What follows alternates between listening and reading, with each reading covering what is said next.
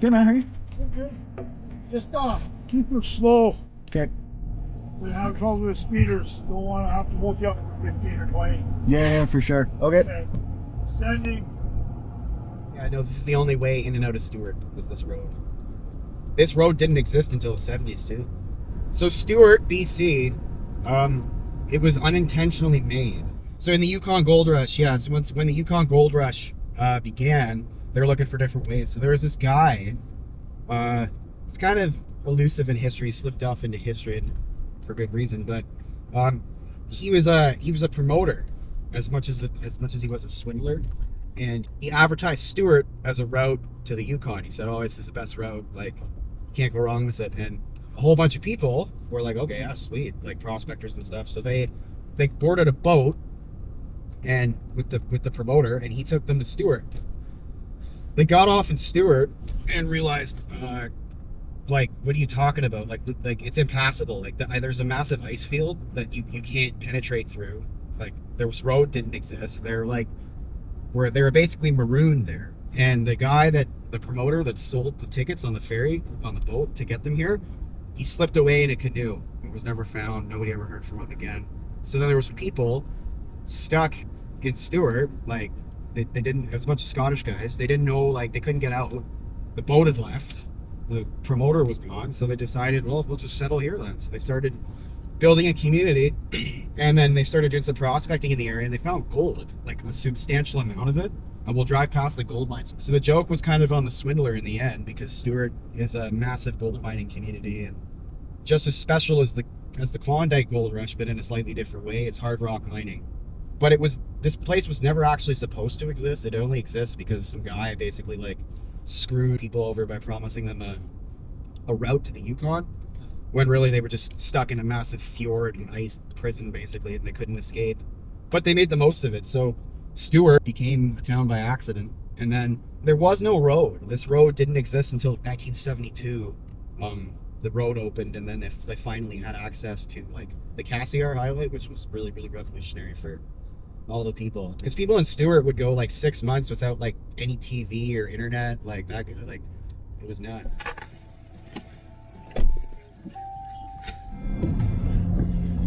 It's the weirdest border crossing. Oh, that's them? That's the border agency, yeah, that's Canadians. I don't care about you going this way, do you? No, literally, look. You just drive right into the United States. It's Canada. Canada causes the most issues. Hyder Alaska. Welcome to Alaska, everybody. Welcome to Alaska. Welcome to the United States of America. In 300 meters, turn right at Nevada Street. Yeah, so we just crossed the border to the States. We didn't go through customs, which I believe is the only place in the United States and in North America that you can do that. Wouldn't think the Americans would permit something like that, but there's no way to, if you were to like smuggle yourself into the United States from here, there's nowhere you can go. So the Canadians basically deal with everything here. They're in charge of security, logistics, distribution. And actually where we're gonna go, there's a gold mine, there's a bunch of gold mines. The Canadians drive back and forth over across the border like multiple times a day to go transport supplies and stuff for the terminals. But this is America. Like it changes immediately, doesn't it? Yeah, it does. Yeah, it feels different. It actually feels different. Like we're in the States.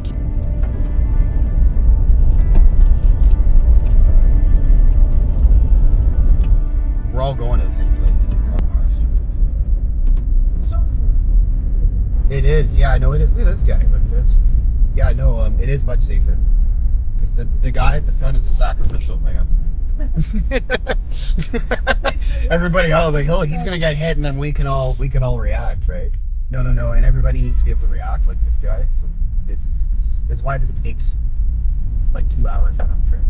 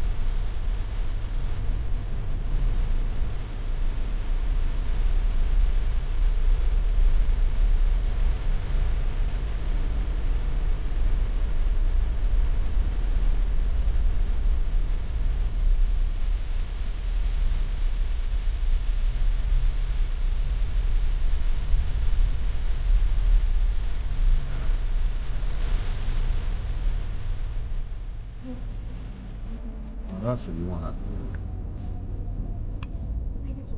I do. I'm just gonna go up to the light. I just wanted Who is operating this light? the guy in the van. Oh, there you go, green.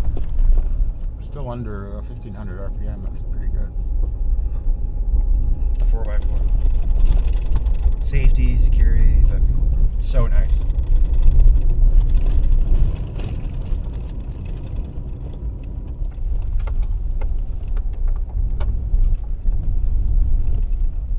Oh, it's gonna be like 0, 0. Like, what is? You're not gonna be able to see anything. Yeah. We can see that part. We'll go to the viewpoint if we can't see anything, then come back. We can at least see this part.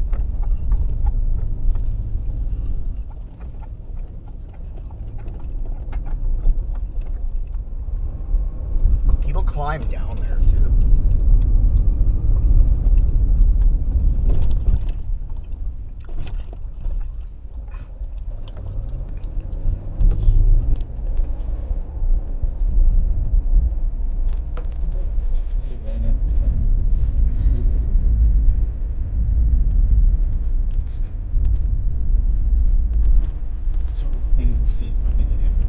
I know, yeah. Well, you drive through a cloud.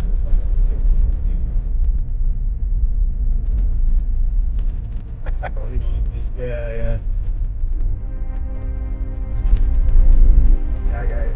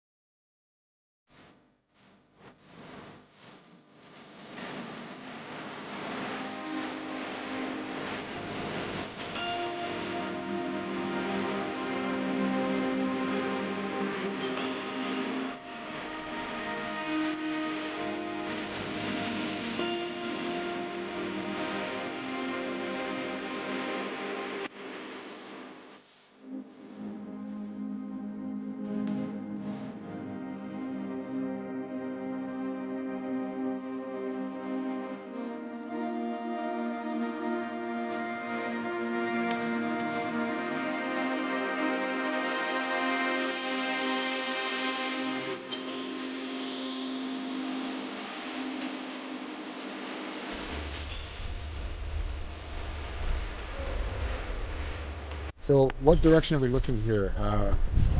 West. Into the States. Into the States. That mountain range over there is Alaska. Right. Grand Duke is north. And the clouds are so, like, look, that wasn't cloudy, now it's cloudy again.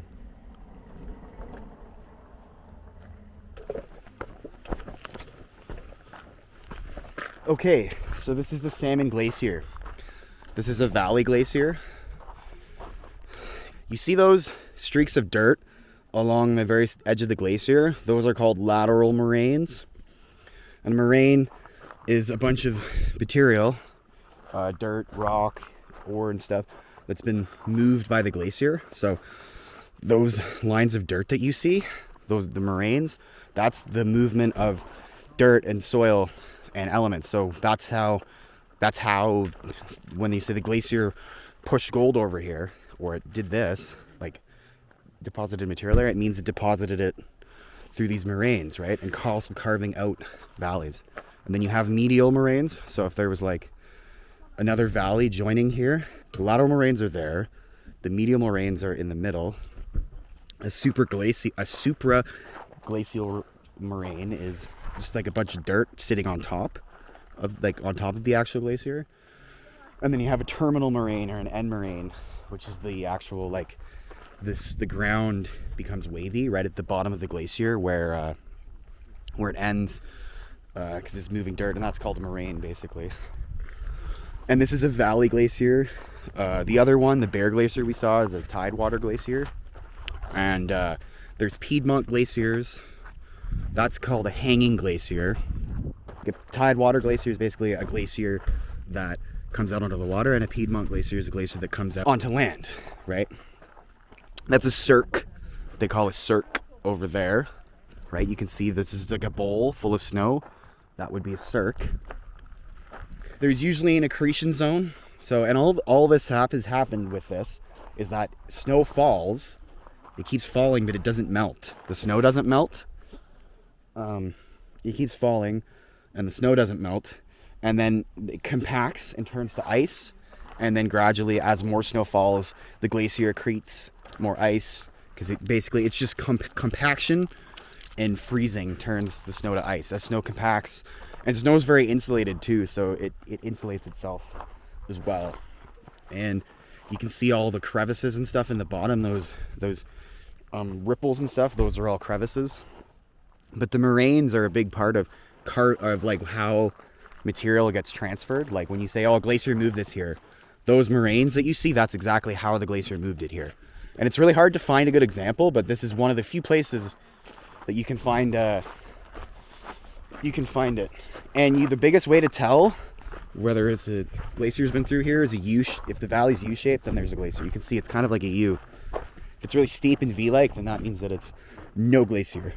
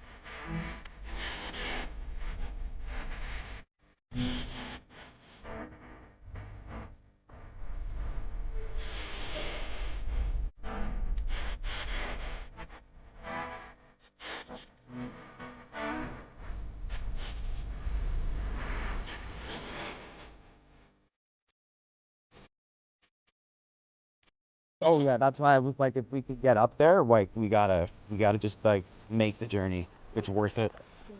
That's the thing about some of this stuff is like it feels like, is it really worth it? And it's like, yes, it is. It is 100% worth it. Yes. Like even in Vancouver, you'd be hard pressed to find a place to do this. So yeah, you can see like where the glacier ends, right? And see how the valley's all U-shaped. Because that's the best way to tell that a glacier's been through some places. If it's steep-sided in a V-shape, that means no glacier. If it's a U-shaped valley, then the glacier was there, right? Because it literally carves out and rounds off everything. And you can see here, you can actually see the U-shape. And then that terminal moraine or the end moraines, there's usually 3, right? Or 2, 3. That's the Salmon River. That's the river that the salmon are still swimming up here. I don't know. Can you imagine? Like, look at that pool down there. Yeah. That like blue. You think there's good gold panning down there? Yeah, oh yeah. I'm sure you'd find not too. It's all hard rock here. A lot of it's like hard up like on the cliffs. You guys probably have a whole claim here. Oh yeah, oh yeah. No, I wouldn't go panning here because you're probably claim jumping, inadvertent claim jumping.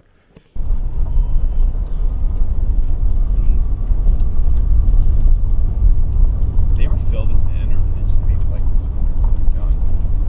You just can't really fill this in. It's apparently I'm one of them now. Oh, Stewart. Yeah, I like that.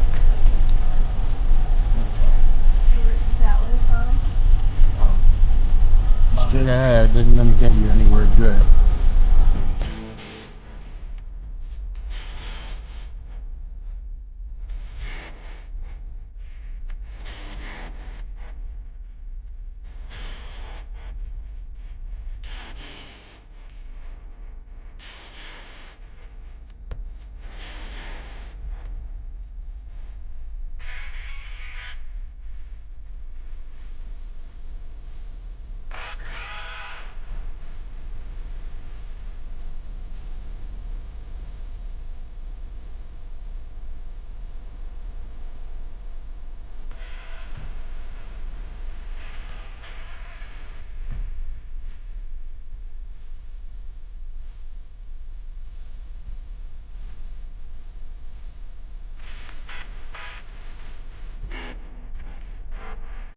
That's all set. Awesome, thank you so much. Bye. Alrighty, so we just finished Stewart. We stayed a lot longer than we initially planned because our plans changed, but We had to get souvenirs. yeah, I got souvenirs. I got a good knife for my bush life. That's good. But it kind of puts things in perspective a little bit. We've been I've been telling everybody when you do this trip, because it's the trip, then the people we talked to said it is the trip of a lifetime. You unintentionally end up convoying with everybody that's taking the same road at the same time as you, because there's only every place to stop is the same for everybody.